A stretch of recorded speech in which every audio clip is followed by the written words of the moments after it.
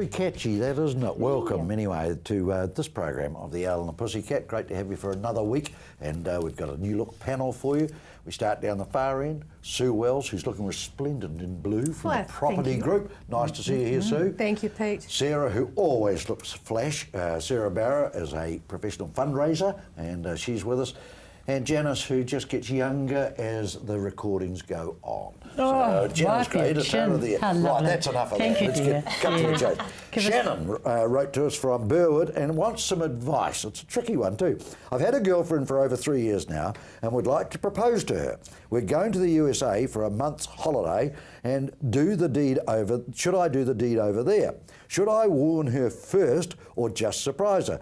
Which way did the Pussycats get engaged?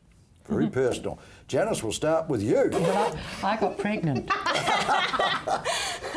But you still had to be asked to marry him, I suppose, did you? Well, I was actually my mother. It was a shotgun wedding. Did she sort of say, hey, listen here, She Jim, did. what was his name? Peter. Oh, no. Yes, Yeah. God, yes. they were that's good right. blokes. Yeah. Anyway, that was many moons ago, and I would suggest to you, darling, that you keep it a secret. Don't warn her. Don't warn her, because that takes away the glitz. The only problem with not warning her is that she might say no. Well, yeah, but And you've got to be prepared for that, haven't that's you? a risk you take, I suppose. I would have said no if I'd... Would you put her on the first plane back from the USA? Whereas you No. know I wish you all the best. If you do propose to the wee girl, where are you going in America? Are you going to Nashville, or are you going to Las Vegas, Florida? Las Vegas, San Florida. Diego, yeah. San Diego. Okay then. Sarah, you're probably a little bit nearer to Shannon, age-wise or anything.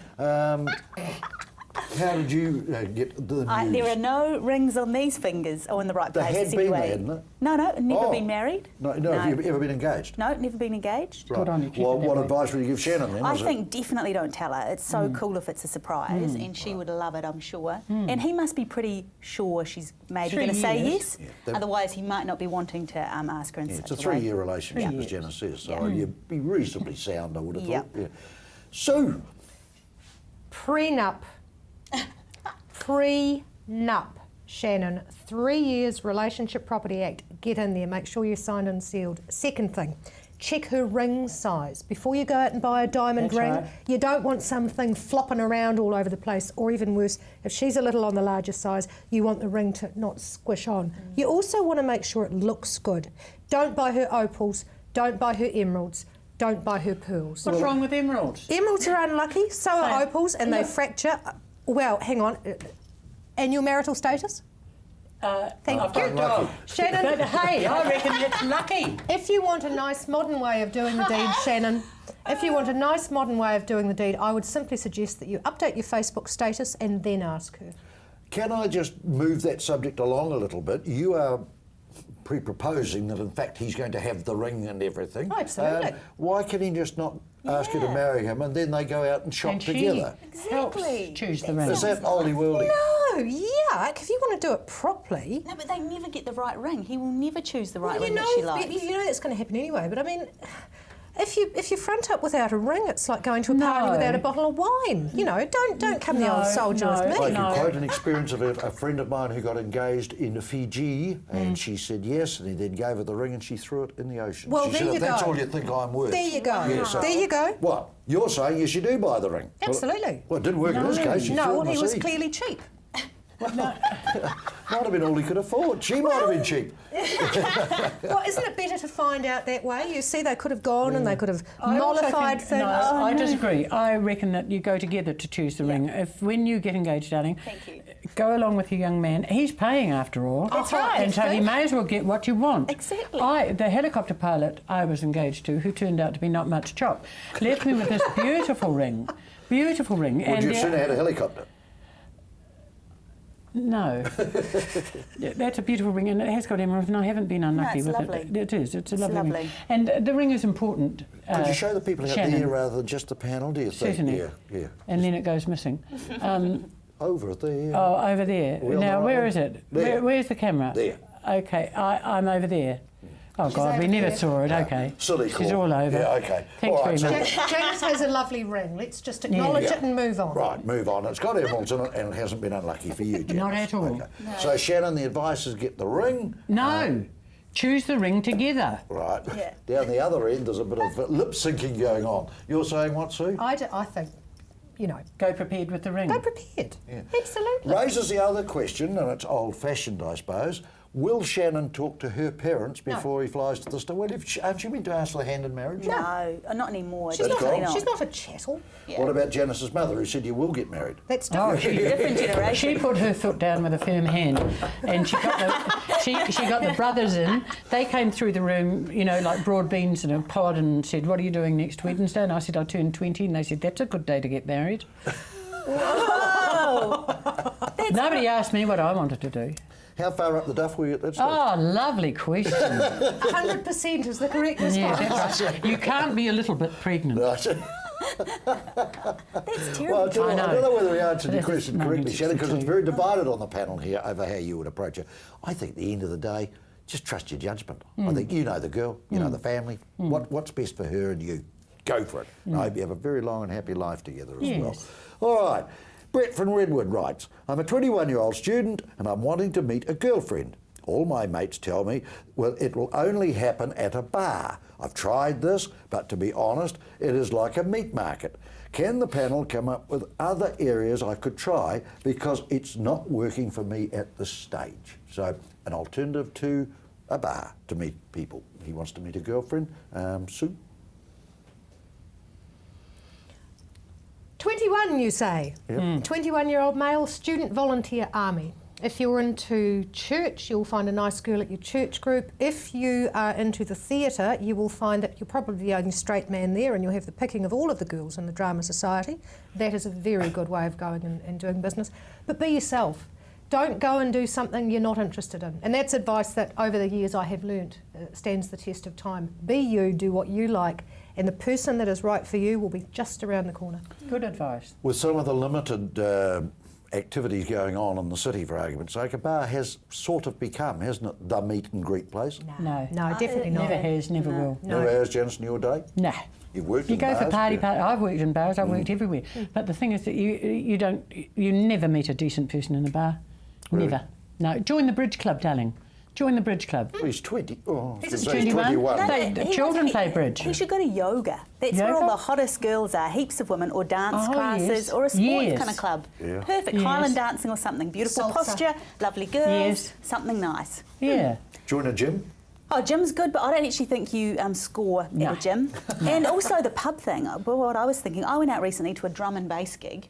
To I a- know, drum and bass, like hardcore music, all these young people. I was shocked. No one talks to anyone. It's all grinding and aggro and pumping, and there's no conversations. So there will be no meeting and having Well, it can't a be lovely... heard anyway. Just can out it? of interest, the DJ wasn't Chris Unfocused, was it?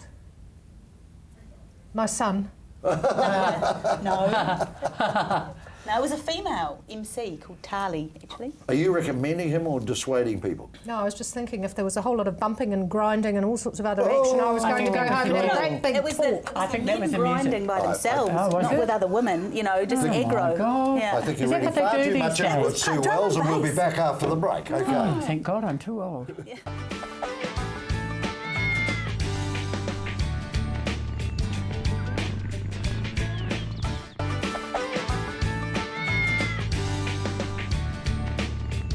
Welcome back to the Owl and the Pussycat for this week, and of course we've got Sue Wells, we've got Sarah Barra, and we've got Janice Gray, all making up the think tank, if you like. Okay, Sheila from St Martin's writes, and I've actually got a comment I'm going to put onto this as well. Why do the wrong people own the wrong dogs? The vicious mixed breed beasts are allowed to roam free by their owners and terrify young children and elderly folk.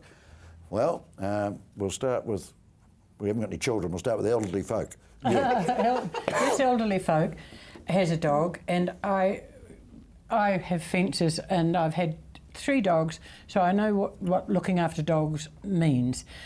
I have a leash, I use it, I take the dog to the beach, I let her off at the beach. If there's other people there with dogs, I put her on the leash. She's a good dog, she's a beauty dog, and she doesn't want to bite anyone else but me.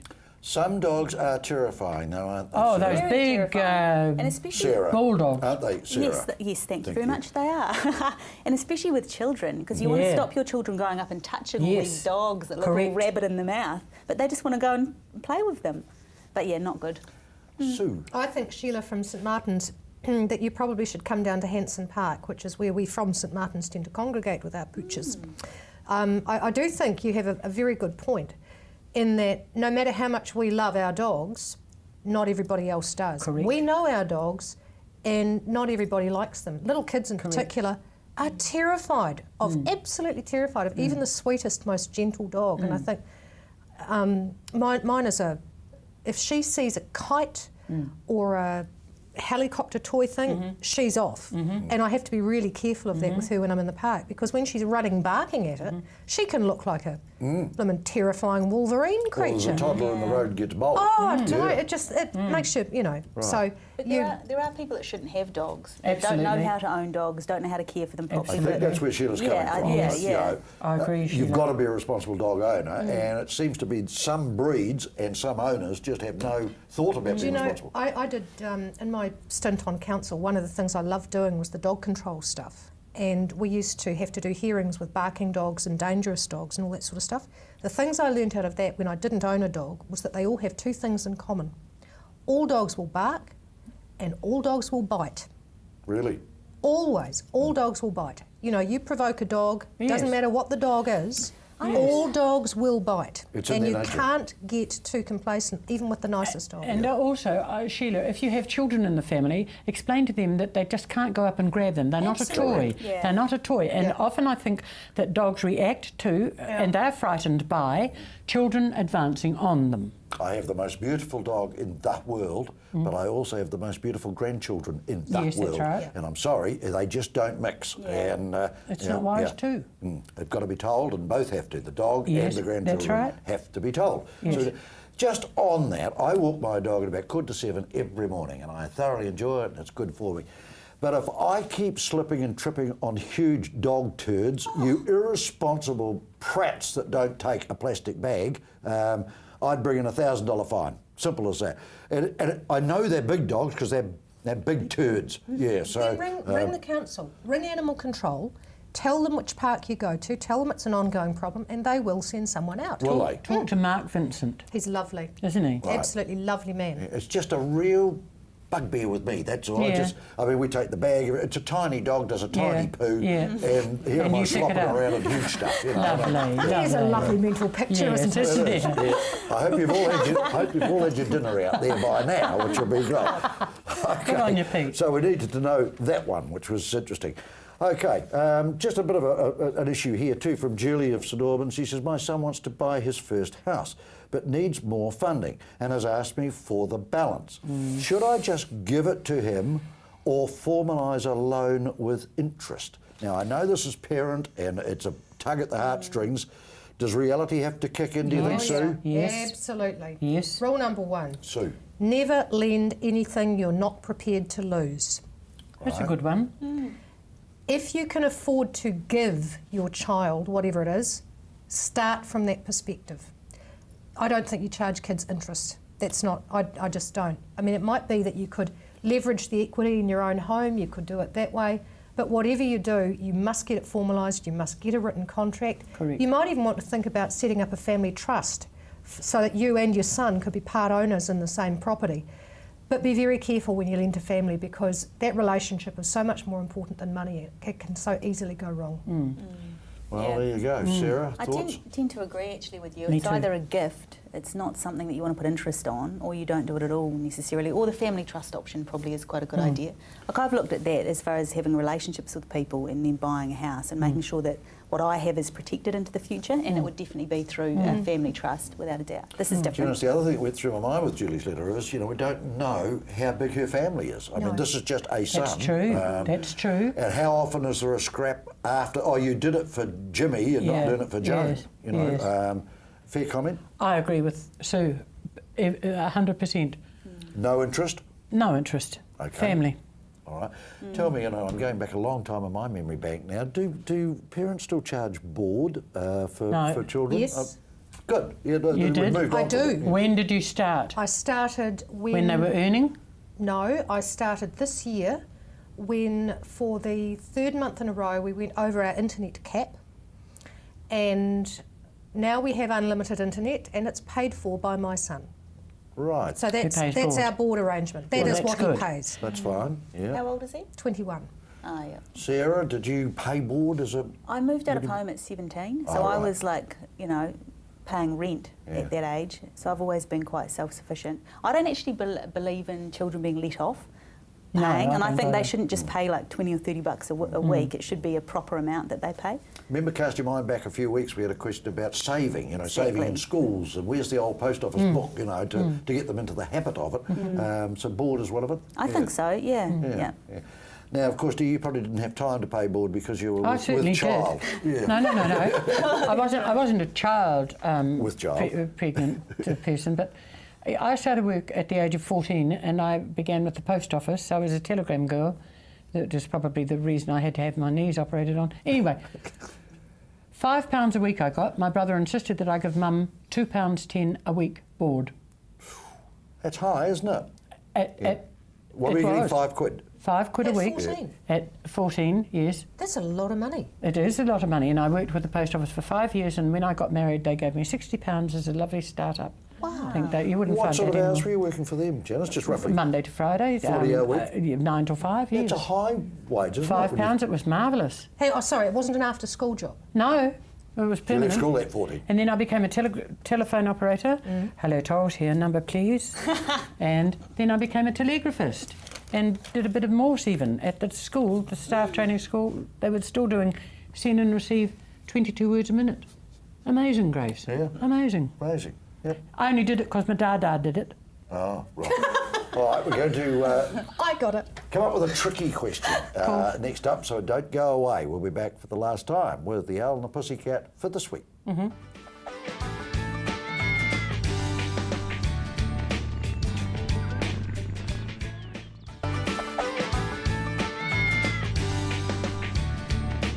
Welcome back for the last time, and as I say, we'll record the ad breaks one day. It's probably more fun than the program, but anyway, they're a great panel to have, and we'll get right into it. Caroline from Belfast writes, I heard a news bulletin over the weekend where a former women's hockey player from New Zealand and her English-born wife were missing in Nepal.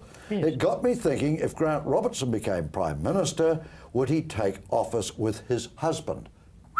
I must admit, it's, who determines that? I mean, if two women marry, how do they determine who's going to be Mrs. whatever? Grant Robinson's case, he has a male partner who he's married to. Who gets the terminology husband out of all that? I mean... They both do. Really? Well, why not? But this woman's partner was referred to as her wife. Yes. I read the same article, yes, that's right. OK, I'll speak about my friend, the Top Twins.